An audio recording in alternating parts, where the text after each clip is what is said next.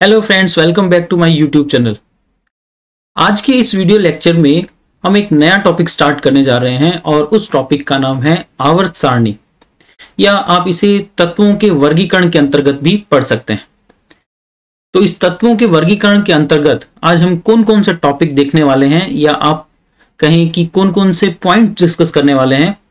तो चलिए आज की वीडियो लेक्चर का कंटेंट देख लेते हैं। सबसे पहले हम बात करेंगे तत्वों के वर्गीकरण का इंट्रोडक्शन और उसके उद्देश्य क्या हैं, तत्वों का वर्गीकरण क्यों किया जाता है। फिर उसके बाद हम बात करेंगे कि तत्वों के वर्गीकरण का इतिहास क्या रहा है, इसमें कौन कौन से प्रयास किए गए हैं, और इन प्रयासों के अंतर्गत हम बात करेंगे कि डॉबे-राइनर ने एक त्रिक का जो नियम दिया था वो क्या था, उसके बाद में न्यूलैंड का अष्टक नियम क्या था, और साथ ही लोथर मेयर का वक्र एक जो एक नियम, या आप कहें कि एक ऐसा सिद्धांत है जो कि तत्वों के वर्गीकरण से संबंधित है। और फिर उसके बाद में हम बात करेंगे एक महत्वपूर्ण पॉइंट मैनलीफ की आवर्त सारणी के बारे में, और साथ ही इस आवर्त सारणी के जो लक्षण हैं, गुण हैं, दोष हैं, उन सब पर भी बात करेंगे। तो सबसे पहले बात करते हैं हम तत्वों के वर्गीकरण के इंट्रोडक्शन के बारे में। देखिए, अब तक पृथ्वी पर लगभग 118 तत्व खोजे जा चुके हैं, यानी 118 तत्वों और उनके परमाणुओं की जानकारी हो चुकी है। इनमें से बहुत सारे जो तत्व हैं वो प्राकृतिक रूप से पाए जाते हैं, और बहुत सारे तत्वों को मानव ने प्रयोगशालाओं में भी बनाया है। इसलिए हम कहते हैं कि बहुत सारे तत्व जो हैं वो प्राकृतिक हैं और कुछ जो है वो कृत्रिम या मानव निर्मित है। अब नए नए तत्व और खोजे जा रहे हैं, या आप कहें कि नए नए तत्वों का निर्माण किया जा रहा है। तो ऐसी स्थिति में इन तत्वों को पढ़ने के लिए हमें कुछ ऐसी व्यवस्था की आवश्यकता है जिससे इनका अध्ययन बहुत ही सरल और क्रमबद्ध तरीके से किया जा सके। तो इसी का आधार लेकर के एक प्रक्रिया निर्मित की गई, या आप कहें कि इस प्रकार से एक प्रारूप बनाया गया कि तत्वों को किस प्रकार से हम सरल रूप से व्यवस्थित करके समझ सकते हैं, या उनको कम जैसे आप कह सकते हैं कि समय में हम उनके बारे में अधिक जानकारी प्राप्त कर सकते हैं। तो उद्देश्य में आप सबसे पहले देखिए कि इतने सारे तत्वों और उनके इतने सारे यौगिक जो बनते हैं उनका अलग अलग अध्ययन कर पाना बहुत ही कठिन कार्य है। इसके लिए क्या किया जाता है कि तत्वों का वर्गीकरण किया गया। तो वैज्ञानिकों को तत्वों के वर्गीकरण की आवश्यकता क्यों महसूस हुई, ताकि तत्वों का वर्गीकरण जो है वो सरल रूप में कम समय में किया जा सके। तो अब क्या किया गया कि तत्वों और उनके यौगिकों को रासायनिक जो तथ्य हैं, उनके जो भी रासायनिक गुण वगैरह हैं, उनका क्रमबद्ध अध्ययन कम समय और कम प्रयास द्वारा, यानी हमें बहुत ज्यादा इस तरह से चीजों को जो है जटिल बनाने की बजाय कम समय में और कम प्रयास में उनको ठीक तरीके से समझने में आसानी हो, इसके लिए तत्वों का वर्गीकरण किया गया। तो इन्हीं उद्देश्यों के साथ में तत्वों का वर्गीकरण किया गया। तो अगर आप इस लाइन को, इस उद्देश्य को एक लाइन में देखना चाहें तो हम कह सकते हैं कि तत्वों का वर्गीकरण का मुख्य उद्देश्य 118 तत्वों के अध्ययन को सुविधाजनक, क्रमबद्ध और व्यवस्थित बनाना है। तो इसी उद्देश्यों के साथ में तत्वों के वर्गीकरण का प्रयास किया गया।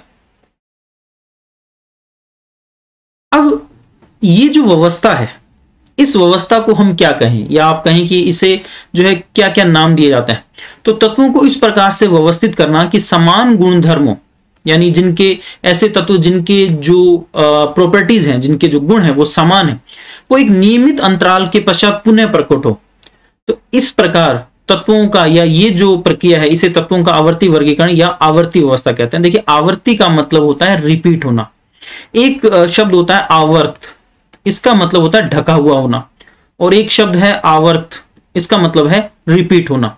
यानी अगर हम तत्वों को कुछ इस प्रकार से व्यवस्थित कर लें कि एक निश्चित समय के बाद या एक निश्चित परमाणुओं के बाद उनके गुण धर्म अगर रिपीट हो रहे हैं, तो हमें सारे तत्वों को अलग अलग पढ़ने की आवश्यकता नहीं है। हम एक समूह को या एक पर्टिकुलर समूह को पढ़ करके उसके अंदर जितने भी तत्व हैं उनके बारे में जानकारी प्राप्त कर सकते हैं। तो इसी उद्देश्य के साथ में तत्वों के वर्गीकरण की प्रक्रिया शुरू की गई थी। अब तत्वों के वर्गीकरण का इतिहास क्या रहा है, कौन कौन से वैज्ञानिकों ने इस दिशा में प्रयास किए हैं, और उनके द्वारा दी गई जो व्यवस्था है वो किस प्रकार की है, चलिए देखते हैं। देखिए, सबसे पहला जो वर्गीकरण है वो धात्विक और अधात्विक गुणों के आधार पर किया गया। अब हम देखते हैं कि प्रकृति में बहुत सारे ऐसे तत्व हैं जो धातु हैं, और बहुत सारे ऐसे हैं जो अधातु हैं। इन दोनों के बारे में भी हम डिटेल में पढ़ेंगे अगले कुछ टॉपिक्स में। धातु ऐसे तत्व हैं जो कि इस प्रकार से विद्युत के चालक होते हैं, या विद्युत या ताप के चालक होते हैं, इनमें धात्विक ध्वनि होती है, इनके तार बनाए जा सकते हैं, इनको इस तरह से पतली शीट के रूप में बदला जा सकता है, जबकि अधातुओं में ऐसे गुण नहीं होते हैं। तो हमारे आसपास जितने भी तत्व हैं उनको हम लगभग धातु और अधातु के रूप में विभाजित कर सकते हैं। तो सबसे पहला जो वर्गीकरण है वो इसी आधार पर दिया गया था कि कुछ तत्व धातु हैं और कुछ तत्व जो है वो अधातु हैं। लेकिन बाद में जो वर्गीकरण है उसको और थोड़ा गहन किया गया और इसी दिशा में कुछ प्रमुख वैज्ञानिकों के बारे में हम बात करते हैं, जैसे डॉबेराइनर है, न्यूलैंड है, लोथरमेयर है और फिर उसके बाद मैंडलीफ है। तो ये कुछ प्रमुख वैज्ञानिक है जिन्होंने तत्वों के वर्गीकरण का प्रयास किया या इनके लिए अपने कुछ प्रारूप वगैरह दिए। हालांकि आज हम इन चारों को ही बहुत ज्यादा जो है डिटेल में नहीं पढ़ते हैं। कारण क्या है कि इन चारों को ही अब करीब करीब अस्वीकृत कर दिया गया है। मतलब बाकी तीन तो हैं ही, मैंडलीफ को भी कुछ समय तक अपनाया गया, लेकिन उसके बाद में इनको भी बहुत समय से अस्वीकृत कर दिया गया। अब जो तत्वों के वर्गीकरण का सबसे जो मान्य प्रारूप है वो आधुनिक आवर्त सारणी है, जिसे मोजले नामक वैज्ञानिक द्वारा 1913 में प्रतिपादित किया गया। तो हम उस मोजले की जो आवर्त सारणी है उसको अगले टॉपिक में, अगले वीडियो लेक्चर में कवर करेंगे। आज हम इनके ऐतिहासिक जो विवरण है उनके बारे में थोड़ी सी बात कर लेते हैं। तो सबसे पहले बात करते हैं डॉबेराइनर का ट्रिक। देखिए, जो डॉबेराइनर व्यक्ति थे उन्होंने एक ट्रिक या ट्राइड का निर्माण किया। अब ट्राइड का मतलब होता है तीन का समूह। ट्राइड का मतलब क्या है? तीन का समूह, तिकड़ी जिसे आप कह सकते हैं। तो इस तिकड़ी या तीन के समूह में इन्होंने ये रखा कि कुछ तत्वों को इस प्रकार से तीन तीन के समूह में व्यवस्थित किया। जैसे मान लीजिए तीन समूह हैं ए, बी और सी, वो इस प्रकार से व्यवस्थित किए गए कि जो बीच वाला तत्व है उसका जो परमाणु भार है वो इन दोनों परमाणु भारों के योग का औसत होता है। यानी ए और सी का जो औसत परमाणु भार है वो बी का परमाणु भार होगा। तो इस आधार पर इन्होंने परमाणुओं के तीन तीन के समूह बनाए। डॉबेराइनर का जो ट्रिक है या ये जो नियम है वो 1829 में दिया गया। तो एक पहला प्रयास था तत्वों को इस प्रकार से वर्गीकृत करने का, और उन्होंने इस प्रकार से तीन तीन के समूह या ट्रिक ट्राइड का निर्माण किया। अब इसमें क्या था कि मध्य वाले जो तत्व हैं उसका परमाणु भार शेष दोनों तत्वों के परमाणु भार का लगभग औसत होता था। तो यहां पर एक उदाहरण से इस नियम को और अच्छी तरीके से समझ लेते हैं। जैसे लिथियम, सोडियम और पोटेशियम, यहां पर आपको एक ट्राइड दिखाई दे रहा होगा। अब इस ट्राइड में आप देखिए लिथियम और पोटेशियम का जो परमाणु भार है उनका औसत जो है वो सोडियम के परमाणु भार के बराबर होगा। इस प्रकार से कि लिथियम का परमाणु भार जो है वो 7 है और पोटेशियम का परमाणु भार 39 है। तो दोनों का जो औसत है वो सोडियम के परमाणु भार के बराबर होता है। तो डॉबेराइनर ने ये एक ट्राइड का नियम बनाया था, एक ट्रिक का नियम बनाया था, और इसमें इस प्रकार से उन्होंने तत्वों को तीन तीन के समूह में व्यवस्थित करने का प्रयास किया था। मगर ये डॉबेराइनर का जो ट्रिक है वो लंबे जिसे आप कह सकते हैं कि बहुत ज्यादा तत्वों के लिए सही नहीं पाया गया। तो बाद में इस नियम को अमान्य घोषित कर दिया गया। तो डॉबेराइनर का ट्रिक इस प्रकार से। अगला जो नियम दिया गया था वो था न्यूलैंड का अष्टक नियम। देखिए, न्यूलैंड जो है वो बेसिकली एक म्यूजिशियन थे, एक संगीतज्ञ थे। अब जैसे संगीत में 7 स्वर होते हैं, जैसे आपने देखा होगा कि संगीत में जो है सा, रे, गा, म, प, दा, नी। अब ये 7 जो स्वर हैं उसके बाद जो 8वां स्वर है वो पहला ही रिपीट होता है। अब न्यूलैंड जो है इस तरह से भारत के नहीं थे, तो उनमें स्वरों का जो क्रम है वो कुछ और था। लेकिन मैं आपको हिंदी के स्वरों के हिसाब से या हिंदी में जो संगीत के स्वर हैं उनके हिसाब से बता रहा हूं कि जैसे 7 स्वरों के बाद में 8वां स्वर जो है वो पहले की पुनरावृत्ति। तो न्यूलैंड ने भी इसी तरह से कुछ नियमों का प्रतिपादन किया। यानी 1865 में उन्होंने ये अष्टक का नियम दिया था, और इसमें उन्होंने तत्वों को परमाणु भारों के अनुसार एक बढ़ते हुए क्रम में व्यवस्थित किया। और इस बढ़ते हुए क्रम में जो 8वां तत्व है वो पहले वाले तत्व से समानता प्रदर्शित करता है। ठीक उसी प्रकार से जैसे संगीत के स्वरों में 8वां जो तत्व है या 8वां जो स्वर है वो पहले स्वर से समानता प्रदर्शित करता है। तो यहां पर ये जो नियम है ये न्यूलैंड का अष्टक नियम। तो न्यूलैंड का जो ये अष्टक नियम है ये संगीत के स्वरों के आधार पर आधारित था, लेकिन इनका ये जो सुर है वो बहुत ज्यादा दूरी तक नहीं लग पाए। यानी कुछ एक तरीकों तक, या आप कहेंगे कुछ एक परमाणुओं तक तो ये सही पाया गया, लेकिन उसके बाद में ये फेल हो गया, तो ज्यादा तत्वों का वर्गीकरण देने में ये असफल रहा। तो न्यूलैंड सभी ज्ञात तत्वों को व्यवस्थित करने में असफल रहे, ये नियम जो है वो सभी तत्वों पर लागू नहीं हुआ। तो न्यूलैंड का अष्टक नियम भी इस प्रकार से एक असफल प्रयास था। उसके बाद जो पहला वैज्ञानिक तरीके से किया गया प्रयास था, जैसे डॉबेराइनर या न्यूलैंड की बात करेंगे तो वो एक तरह से जैसे आप कह सकते हैं कि परिकल्पना पर आधारित प्रारूप थे, लेकिन पहला वैज्ञानिक तरीके पर आधारित जो प्रयास था वो था लोथरमेयर का। लोथरमेयर और मैंडलीफ का जो प्रयास है वो लगभग एक समान समय के आसपास ही था, यानी लगभग 1869 के आसपास। अब ये समय वैसे भी महत्वपूर्ण है क्योंकि महात्मा गांधी का जन्म दिवस है ये, या जन्म वर्ष है सॉरी। तो लोथरमेयर का जो इस तरह से वक्र है ये क्या था, इन्होंने क्या किया कि तत्वों को इस प्रकार से व्यवस्थित किया परमाणु भारों के आधार पर, और फिर उनमें कुछ समानताएं पाई गई, और इन्हीं समानताओं के आधार पर इन्होंने एक कर्व या एक ग्राफ की रचना की। तो हम देख सकते हैं कि 1869 में लोथरमेयर ने सबसे पहले परमाणुओं को उनके बढ़ते हुए परमाणु भारों के क्रम में व्यवस्थित किया, और फिर उसके बाद उन्होंने देखा कि कुछ समय बाद उनके भौतिक और रासायनिक गुण रिपीट होते हैं, यानी भौतिक और रासायनिक गुणों में समानता पाई जाती है।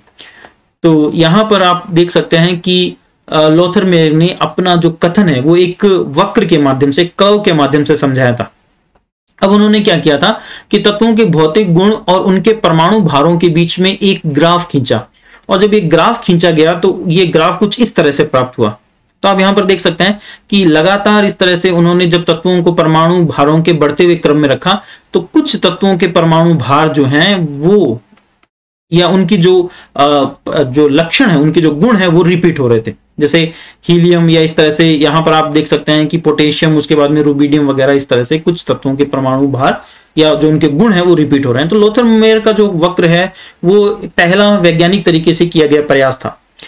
हालांकि इसी वर्ष जो है वो मैंडलीफ की आवर्त सारणी या मैंडलीफ का आवर्त नियम भी प्रतिपादित हुआ, तो लोथरमेयर के कार्य पर बहुत ज्यादा ध्यान नहीं दिया गया, इसीलिए मैंडलीफ जो है वो ज्यादा चर्चित है। लोथरमेयर को सिर्फ एक ऐतिहासिक विवरण के तौर पर हम वर्गीकरण के इतिहास में पढ़ लेते हैं।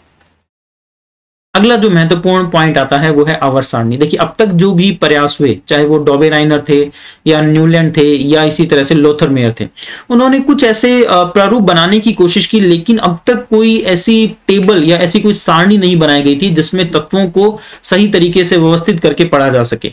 तो ऐसा पहला प्रयास जो है वो मैंडलीफ के द्वारा किया गया था। इसीलिए हम कहते हैं कि जो पहली आवर्त सारणी है वो मैंडलीफ के द्वारा दी गई थी। तो ये आवर्त सारणी क्या होती है कि तत्वों के व्यवस्थित वर्गीकरण से बनाई गई सारणी को आवर्त सारणी कहते हैं। अब आवर्त सारणी में तत्वों को उनके गुणधर्मों के आधार पर समूहन किया जाता है। समूहन का मतलब होता है कि अलग अलग जो समूह में विभाजित करना, अलग अलग समूह में उनको वर्गीकृत करना। तो पीरियोडिक टेबल या एक आवर्त सारणी क्या है, इस प्रकार से तत्वों का वर्गीकरण या व्यवस्थित वर्गीकरण के आधार पर बनाई गई एक सारणी है। तो इसमें पहला जो नाम है वो है मैंडलीफ का। अब मैंडलीफ ने एक सारणी बनाई थी जिसे हम मैंडलीफ की आवर्त सारणी के नाम से जानते हैं, लेकिन इस आवर्त सारणी का जो आधार था या इसके लिए मैंडलीफ ने जो नियम दिया था उसे हम मैंडलीफ का आवर्त नियम कहते हैं। अब इस नियम के बारे में पहले बात कर लेते हैं, फिर हम मैंडलीफ की आवर्त सारणी के बारे में भी चर्चा कर लेंगे। तो सबसे पहले हम बात करते हैं मैंडलीफ का आवर्त नियम, यानी किस सिद्धांत के आधार पर, किस नियम के आधार पर मैंडलीफ ने इस आवर्त सारणी का निर्माण किया था। तो 1869 में मैंडलीफ ने तत्वों के भौतिक और रासायनिक गुणों के आधार तथा उनके परमाणु भारों के बीच एक संबंध का एक आवर्त नियम दिया था, और जिसे हम मैंडलीफ का आवर्त नियम कहते हैं। तो मैंडलीफ पीरियोडिक लॉ क्या है, ये कहता है कि तत्वों के भौतिक और रासायनिक गुण उनके परमाणु भारों के आवर्ती फलन होते हैं, यानी तत्वों के जो भौतिक और रासायनिक गुण, उनकी जो फिजिकल और केमिकल प्रॉपर्टीज हैं वो उनके परमाणु भारों के पीरियोडिक फंक्शन होती है। अब समझने में या आप कहें कि थोड़ा सा भाषा जो है वो इस तरह से टफ हो सकती है, तो इसको सरल रूप में किस तरह से समझ सकते हैं कि उन्होंने क्या कहा कि तत्वों को उनके परमाणु भारों के बढ़ते क्रम में व्यवस्थित करने पर नियमित अंतराल के बाद गुणों की पुनरावृत्ति होती। अगर तत्वों को परमाणु भारों के अनुसार बढ़ते हुए क्रम में रख दें तो कुछ समय के बाद में उनके गुण जो है वो रिपीट होते हैं। यही है मैंडलीव का आवर्त नियम। और इस आवर्त नियम के आधार पर उन्होंने एक टेबल बनाई, एक सारणी बनाई, जिसे हम मैंडलीव की आवर्त सारणी के नाम से जानते हैं। तो मैंडलीव की आवर्त सारणी क्या है? मैंडलीव की आवर्त सारणी मैंडलीव के आवर्त नियम का सारणी रूप में निरूपण है। यानी मैंडलीव ने जो नियम दिया था उसके आधार पर जब तत्वों को व्यवस्थित किया और उसको एक टेबल की फॉर्म में अरेंज किया, तो ये टेबल जो है वो मैंडलीव की आवर्त सारणी कहलाती है। अब इस मैंडलीव की आवर्त सारणी में, अब किसी टेबल में आप जानते होंगे कि दो तरह के कॉलम्स या दो तरह की इस तरह से संरचनाएं हो सकती हैं। जो ऊर्ध्वाधर संरचनाएं थी मैंडलीव की आवर्त सारणी में, इनको कहा गया ग्रुप्स या समूह।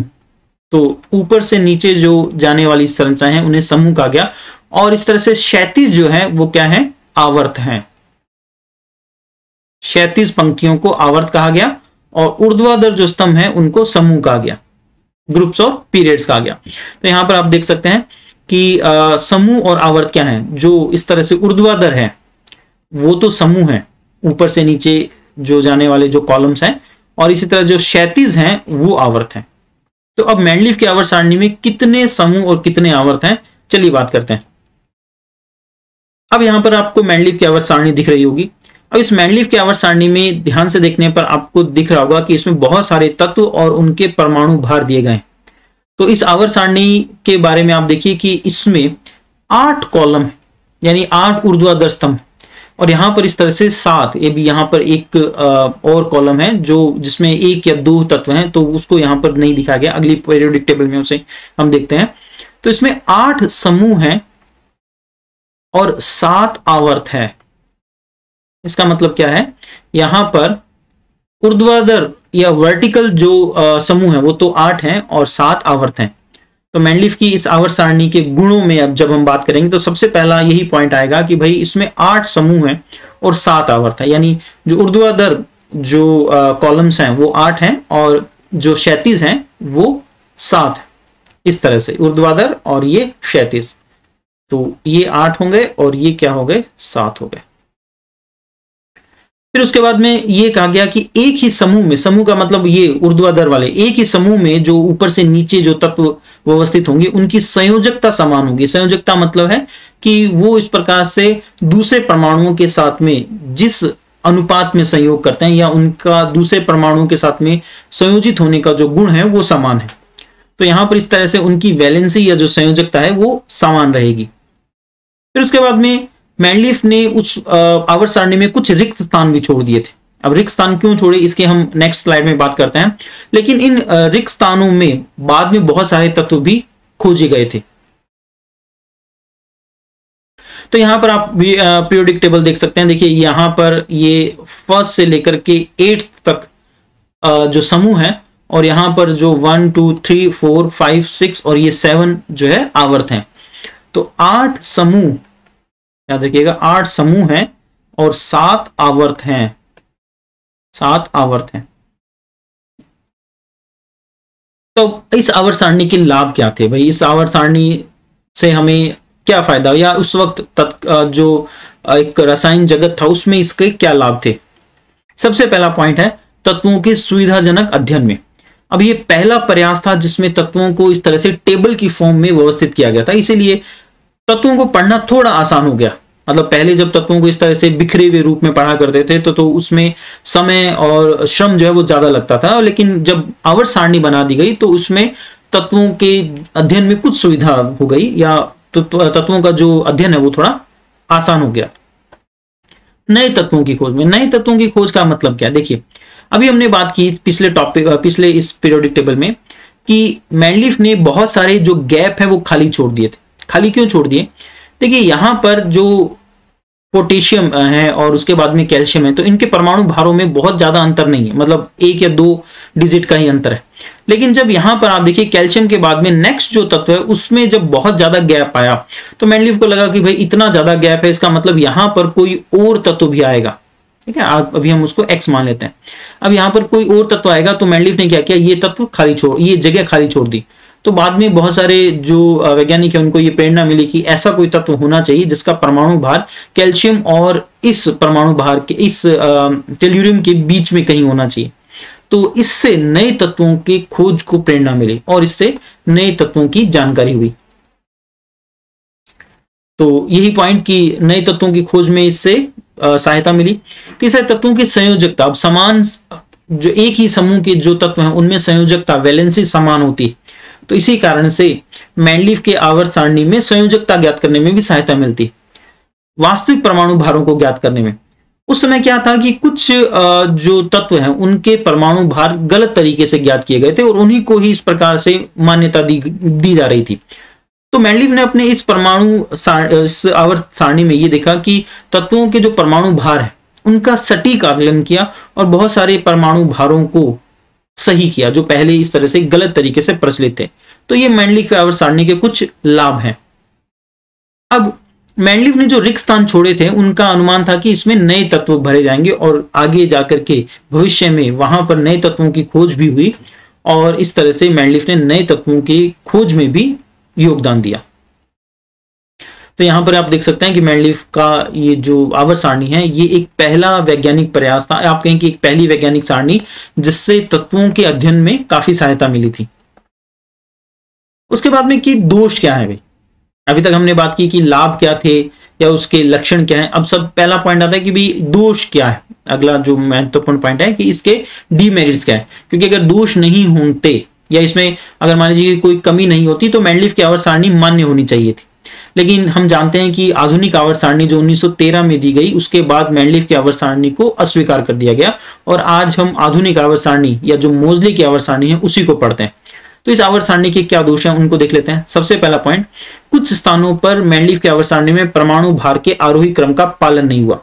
अब आपको याद होगा कि मेंडलीव का जो आवर्त नियम है वो यही है कि भाई तत्वों को उनके बढ़ते हुए परमाणु भारों के अनुसार व्यवस्थित करना है, यानी परमाणु भार बढ़ेगा अगर आगे जैसे जैसे हम तत्वों को अरेंज करेंगे। लेकिन यहां पर देखा गया कि कुछ स्थानों पर ये नियम जो है वो तोड़ा गया। इस नियम में कहीं कहीं इस प्रकार से कुछ चूक मिलती है। जैसे यहां पर आप इस सारणी में देखिए, ये यहां पर देखिए कि कोबाल्ट का जो परमाणु भार है वो निकिल से ज्यादा है, लेकिन फिर भी कोबाल्ट पहले आया है और निकिल को बाद में रखा गया है। तो ये जो है इस तरह से एक दोष है मेंडलीव की आवर्त सारणी में कि परमाणु भार को इस प्रकार से आरोही क्रम में रखते हैं तो पहले वो परमाणु भार रखा गया जो ज्यादा है। तो इस तरह से इस तरह से मेंडलीव ने अपना ही नियम यहां पर ब्रेक किया है, जिसकी वजह से भी मेंडलीव की आलोचना की जाती है। अगला पॉइंट है कि समान गुण वाले तत्वों को अलग अलग स्थानों में रखा गया है तथा असमान गुणों वाले तत्वों को एक ही स्थान पर। अब यहां पर एक चीज जो अन्य दोष है कि एक जैसे तत्व वाले जो परमाणु है या एक जैसे गुणों वाले जो तत्व हैं उनको अलग अलग जगह पे रख दिया गया। भाई जैसे मान लीजिए कि कई बार क्या होता है कि बहुत सारी जगहों पर क्लासेस वगैरह में सीटिंग अरेंजमेंट होता है, तो कई बार जो फ्रेंड्स है वो अलग अलग जगह पर जो है उनको सीट अरेंज कर दी जाती है। तो ये जो व्यवस्था है वो कई बार ठीक नहीं लगती है। तो यहाँ पर जो मेंडलीव है उन्होंने भी यही एक तरह से कोशिश की कि जब टेबल बनाई तो उसमें कुछ इस प्रकार की व्यवस्था हो गई कि समान गुण वाले जो तत्व है वो तो अलग अलग जगहों पे चले गए और जो असमान है उनको एक जगह पर ले आए। तो इससे पढ़ने में एक बाधा उत्पन्न होती है। मतलब कई बार हम समझ नहीं पाते हैं कि भाई ये तत्व जो इस अन्य तत्व के साथ में है वो अलग गुण रखते हुए भी एक साथ में है और दो तत्व जो समान गुण रख रहे हैं उनको काफी दूर दूर रखा गया है। तो ये एक दोष है मेंडलीव की आवर्त सारणी का। फिर उसके बाद में मेंडलीव की आवर्त सारणी में धातु और अधातुओं को अलग नहीं रखा गया, यानी धातु और अधातु ऐसे तत्व जो धात्विक गुण दर्शाते हैं और ऐसे तत्व जो धातु के गुण नहीं दर्शाते हैं, इन तत्वों को कोई अलग तरीके से व्यवस्थित नहीं किया गया। जैसे हम आधुनिक आवर्त सारणी में भी देखेंगे तो वहां पर एक प्रयास किया गया है कि धातु जो है वो आवर्त सारणी के बाईं तरफ रखे गए हैं और अधातु जो है वो दाईं तरफ रखे गए हैं, जिसकी वजह से हमें ये जानकारी मिल जाती है कि धातु कहां पर है और अधातु कहां पर है। लेकिन यहां पर इस तरह का कोई जिसे आप कह सकते हैं कि एक जो वर्गीकरण है वो नहीं किया गया था। फिर उसके बाद में समस्थानिकों को कोई स्थान नहीं दिया गया। अब समस्थानिक वो होते हैं जिनका परमाणु क्रमांक समान होता है लेकिन परमाणु भार अलग अलग होता है। अब मेंडलीव की जो आवर्त सारणी है वो परमाणु भारों पर आधारित थी। अब परमाणु भारों पर आधारित है तो भाई समस्थानिक अगर है तो सबका परमाणु भार अलग होगा, तो सबको अलग स्थान मिलना चाहिए। जैसे कार्बन 6-12 और कार्बन 6-13 और साथ ही कार्बन 6 14 14 जो है, अब तीनों का परमाणु भार अलग है, लेकिन तीनों को एक ही स्थान पर रखा हुआ है मेंडलीव की आवर्त सारणी में। तो ये चीज समझ में नहीं आई कि मेंडलीव की जब आवर्त सारणी में हम कार्बन की बात करेंगे तो हम कार्बन 12 की बात करेंगे, कार्बन 13 की बात करेंगे या कार्बन 14 की बात करेंगे, क्योंकि तीनों को एक ही स्थान पर रखा गया है। तीनों आपस में समस्थानिक है, तीनों को कोई अलग स्थान नहीं दिया गया है। फिर उसके बाद में मेंडलीव की आवर्त सारणी में हाइड्रोजन का कोई एक निर्धारित स्थान नहीं है, कोई निश्चित स्थान नहीं है। अब कारण क्या है इस बात का? देखिए, हाइड्रोजन जो है वो एक बड़ा ही विचित्र सा तत्व है। हाइड्रोजन के कोश में एक इलेक्ट्रॉन है, इसके पास में एक इलेक्ट्रॉन है। अब ये एक इलेक्ट्रॉन लेकर के इस तरह से अपना जो अष्टक है वो पूरा कर सकता है और स्थायी हो सकता है। तो इलेक्ट्रॉन ग्रहण करने की प्रवृत्ति होने के कारण ये हैलोजन से समानता दर्शाता है। हैलोजन यानी इस प्रकार से जो क्लोरीन, ब्रोमीन, आयोडीन का जो ग्रुप है वो एक इलेक्ट्रॉन ग्रहण करने की क्षमता रखते हैं, तो हाइड्रोजन उनसे समानता दर्शाता है। इसी तरह से जो क्षार धातु हैं जो एक इलेक्ट्रॉन त्यागने की प्रवृत्ति रखते हैं, जैसे सोडियम है, एक इलेक्ट्रॉन त्याग करके ये अपना अष्टक पूरा कर लेता है। तो हाइड्रोजन के पास जो एक इलेक्ट्रॉन है अगर वो निकल जाए तो भी हाइड्रोजन के पास में कोई इलेक्ट्रॉन नहीं बचेगा, और ऐसी स्थिति में हाइड्रोजन जो है इस प्रकार से त्यागने की प्रवृत्ति भी दर्शाता है, यानी ये उस अवस्था में भी स्थायी हो जाता है। तो क्षारीय धातुओं और हैलोजन दोनों से समानता दर्शाता है। तो मेंडलीव ने यह स्पष्ट नहीं किया कि भाई हाइड्रोजन को कहां रखें, हैलोजन के साथ में रखें या फिर क्षारीय धातुओं के साथ में रखें, या आप कहें कि इस प्रकार से इसका जो स्थान है हाइड्रोजन का वो सही तरीके से निर्धारित नहीं किया गया। फिर उसके बाद में इसमें आवर्तिता का कोई कारण स्पष्ट नहीं किया गया। जैसे आधुनिक आवर्त सारणी में हम जानते हैं कि एक तत्व के जो गुणधर्म है वो दूसरे तत्वों से इसलिए एक जैसे होते हैं क्योंकि उनके बाह्यतम कोश में इलेक्ट्रॉनों की संख्या समान हो जाती है। लेकिन यहां पर कोई ऐसा कारण नहीं बताया गया कि इस पीरियोडिसिटी मेंडलीव की आवर्त सारणी में गुणधर्म क्यों रिपीट हो रहे हैं, इसका कोई स्पष्ट कारण नहीं दिया गया। तो मेंडलीव की आवर्त सारणी में ये एक दोष है। तो जब मेंडलीव की आवर्त सारणी में बहुत सारे दोष थे, बहुत सारे डिमेरिट्स थे, तो उसके बाद में क्या किया गया कि इस आवर्त नियम में एक संशोधन किया गया। 1913 में मोजले ने कुछ प्रयोगों के द्वारा यह देखा कि तत्वों के जो गुण हैं वो उनके परमाणु भारों पर नहीं बल्कि परमाणु क्रमांक पर निर्भर करते हैं। और इसके बाद मोजले ने परमाणु क्रमांक पर आधारित एक आवर्त सारणी का निर्माण किया, और इसी को हम मोजले की आधुनिक आवर्त सारणी या दीर्घ आवर्त सारणी के नाम से भी जानते हैं। तो अगले वीडियो लेक्चर में हम इस दीर्घ आवर्त सारणी को डिटेल में डिस्कस करते हैं। आज हमने इस पहली आवर्त सारणी के पहले वीडियो लेक्चर में मेंडलीव और उससे संबंधित जो दूसरे प्रारूप दिए गए थे उनके ऊपर बात की थी। तो आज के इस वीडियो लेक्चर में इतना ही। अगले वीडियो लेक्चर में हम मोजले की आवर्त सारणी या आधुनिक आवर्त सारणी के बारे में डिटेल में चर्चा करेंगे। तब तक के लिए धन्यवाद।